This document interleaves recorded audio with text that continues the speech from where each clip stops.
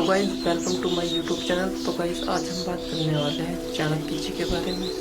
ये इतिहास और राजनीति में चाणक्य का विशिष्ट स्थान है। शासन के विविध पहलुओं का जैसे सारगर्भित विवेचन उनके ग्रंथ अर्थशास्त्र में है, वैसा विश्व के प्राचीन आधुनिक किसी भी राजनीति शास्त्र के विचारक ने नहीं किया। चाणक्य की गिनती विश्व के राजनीति शास्त्र के महानतम चिंतकों में की जाती है। चंद्रगुप्त के मौर्य साम्राज्य की स्थापना के साथ चाणक्य का नाम जुड़ा है। चाणक्य की सहायता, परामर्श एवं राजनीतिक कूटनीति से चंद्रगुप्त अपने साम्राज्य का विस्तार करने में सफल हुए। चाणक्य का पूरा नाम विष्णुगुप्त चाणक्य था। चाणक्य तक्षशिला के एक ब्राह्मण के पुत्र थे। बाल्यकाल में ही पिता की मृत्यु हो जाने पर चाणक्य का पालन पोषण उनकी माता ने किया। तक्षशिला में रहकर उन्होंने ज्ञान अर्जित के साथ साथ दर्शन का भी अध्ययन किया। चाणक्य परम विद्वान थे, परंतु बहुत ही क्रोधी एवं उग्र स्वभाव के थे। युवा होने पर चाणक्य मगध साम्राज्य की राजधानी पाटलिपुत्र पहुँचे। वहाँ मगध के नंदवंशीय शासक धनानंद के दरबार में दानशाला के प्रबंधक नियुक्त हुए। कुछ समय पश्चात धनानंद द्वारा राज दरबार में उन्हें घोर अपमानित होना पड़ा। उन्हें नंदवंश के विनाश की प्रतिज्ञा ली। दरबार से बाहर जाते समय उनकी भेंट चंद्रगुप्त से हुई।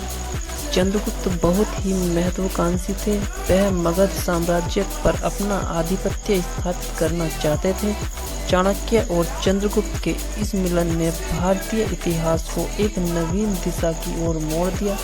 चंद्रगुप्त में बल था और चाणक्य में बुद्धि। बल और बुद्धि का यह संयोग भारतीय इतिहास में युग परिवर्तन की घटना सिद्ध हुआ। चंद्रगुप्त और चाणक्य ने मिलकर पाटलिपुत्र पर आक्रमण किया। धनानंद की प्रबल सैन्य शक्ति के कारण वे पराजित हुए। साम्राज्य की शक्ति सदैव केंद्र में स्थित रहती है और सीमांत क्षेत्रों में कम। चंद्रगुप्त और चाणक्य ने अपनी रणनीति में परिवर्तन करके यह निर्णय लिया कि पहले मगध राज्य के सीमांत क्षेत्रों पर विजय प्राप्त की जाए, तत्पश्चात मगध राज्य पर आक्रमण करना उचित होगा। इस नवीन योजना के अनुसार चंद्रगुप्त और चाणक्य ने पंजाब पर आक्रमण किया और विजय प्राप्त की। इसके पश्चात चंद्रगुप्त एक विशाल सेना लेकर पाटलिपुत्र पहुंचा। इस युद्ध में धनानंद मारा गया। चंद्रगुप्त ने चाणक्य की सहायता से मगध पर अधिकार प्राप्त कर लिया। चाणक्य ने चंद्रगुप्त का विधिवत राज्य अभिषेक कर 321 ईस्वी पूर्व में उसे मगध का सम्राट घोषित कर दिया। चाणक्य की बुद्धिमत्ता और कूटनीति के कारण चंद्रगुप्त ने उन्हें अपना प्रधानमंत्री और प्रमुख परामर्शदाता नियुक्त कर दिया। चाणक्य ने जीवन के अंतिम समय तक मौर्य वंश साम्राज्य की सेवा की। चाणक्य एक व्यवहार कुशल राजनीतिज्ञ थे। उन्होंने नीति पर एक पुस्तक भी लिखी है। उसमें उनके ऐसे विचार हैं जिनसे पता चलता है कि मौर्य साम्राज्य के निर्माता के रूप में वे विफल नहीं रहे।